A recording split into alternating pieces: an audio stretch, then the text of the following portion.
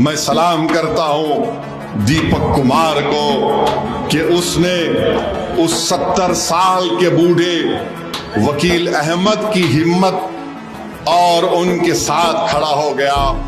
यही भारत है। अगर इस तरह के दीपक कुमार के नाम के हमारे हिंदू नौजवान आगे आ जाएंगे तो इस मुल्क से बीजेपी आरएसएस की हुकूमत खत्म हो जाएगी। ये बांकड़े पहलवान जिनके चड्डों में से मोंढे पलट गए बजरंग दल के ये बच्चे ग्रुप में आकर गालियां दे रहे उसको पुलिस के सामने। और इस देश की माओ ने सिर्फ एक ऐसे दीपक कुमार को नहीं पैदा किया होगा, इस देश की माओ ने जहां पर भगत सिंह को पैदा किया तो इस देश की माओ ने टीपू सुल्तान को भी पैदा किया था। और हमारे मुल्क में जो कुछ भी हो रहा है वो आपके सामने।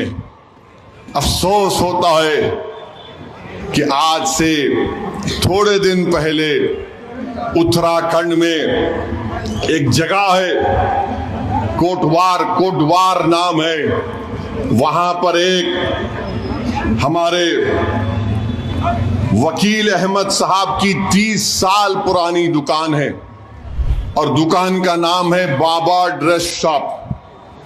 26 जनवरी के दिन हम यौम जमहूरिया मनाते। पूरे देश में रिपब्लिक डे या यौम जमहूरिया के तौर पर मनाया जाता है कि हमने उस दिन भारत के आईन को अपनाया था जिसको बाबा साहिब अम्बेडकर ने बनाया था। तो उस दिन उत्तराखंड के कोटवार में वकील अहमद की दुकान पर बजरंग दल के लोग चले गए और जाकर उनको गाली गलौज और डरा रहे थे, धमका रहे थे कि तुम कैसे बाबा ड्रेस शॉप का नाम लिखते हो, तुम बाबा निकालो।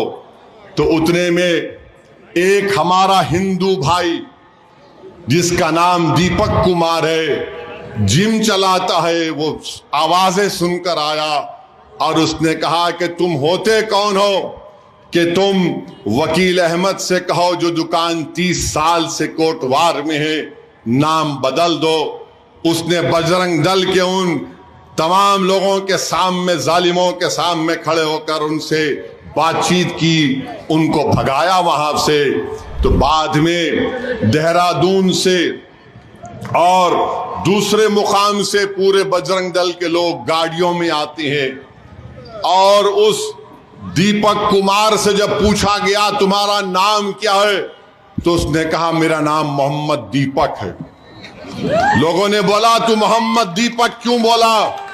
तो उसने कहा भारत में सब बराबर हैं, जो संविधान भारत का बराबर है।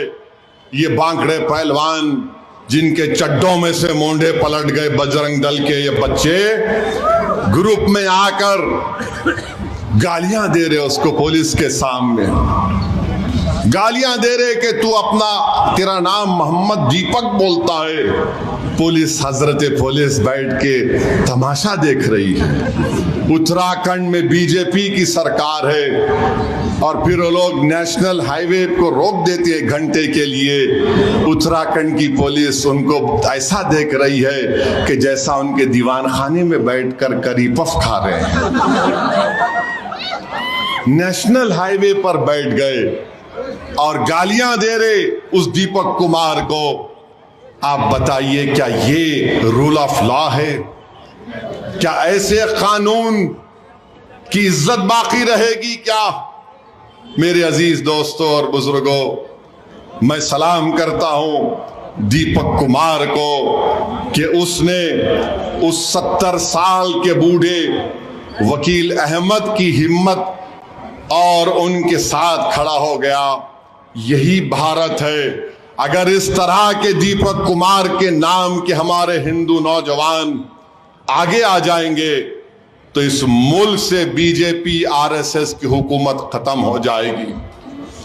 हम उम्मीद करते हैं कि इंशाअल्लाह ताला, मुझे पूरा यकीन है कि आज भी इस देश में और इस देश की माओ ने सिर्फ एक ऐसे दीपक कुमार को नहीं पैदा किया होगा, इस देश की माओं ने जहां पर भगत सिंह को पैदा किया तो इस देश की माओं ने टीपू सुल्तान को भी पैदा किया था। तो मेरे अजीज दोस्तों और बुजुर्गों, ये पैगाम मैं आपको देकर जा रहा हूं कि मजलिस इत्तेहादुल मुस्लिमीन कभी किसी मजहब के खिलाफ थी, ना कभी रहेगी इंशाअल्लाह ताला।